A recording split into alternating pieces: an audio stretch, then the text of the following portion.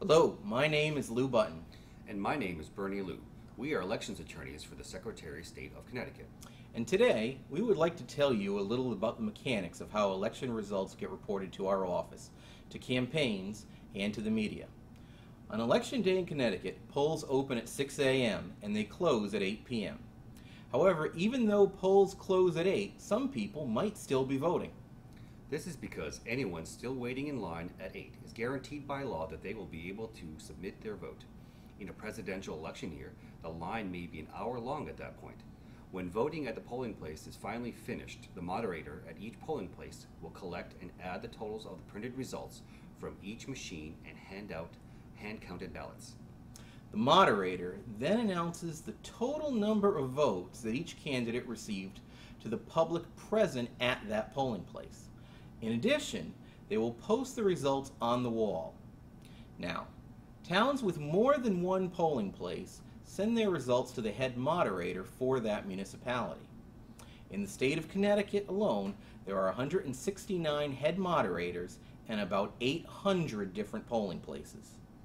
The head moderator for each municipality adds together the totals of all the different polling places in that municipality and then sends the election results, known simply as returns, to the office of the Secretary of the State. The head moderator can either fax or email the results by midnight that night, although some prefer to deliver the returns themselves or to send it with a traditional police escort by 6 p.m. the next day. If delivered electronically, then they mail the original return to the Secretary's office.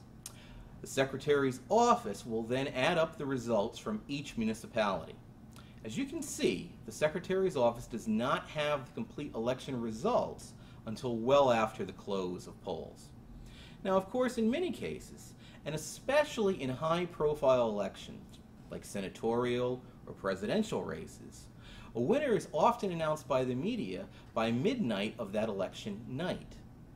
Often, this election is called before the Secretary's office has received even a single head moderator return.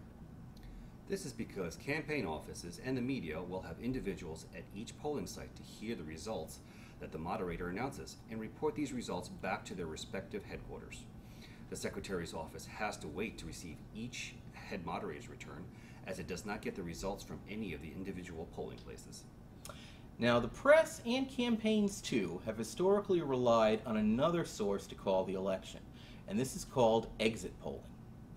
Exit polling in the United States is primarily conducted by companies that are hired by groups or news organizations. The polling company will hire people to wait outside polling places and ask the people come out who they voted for and even sometimes why. Now, exit polling has been a commonly used tool by the media, but has sometimes been a bit controversial. One of the problems that people see with exit polling is that they fear that it might stop some people from voting.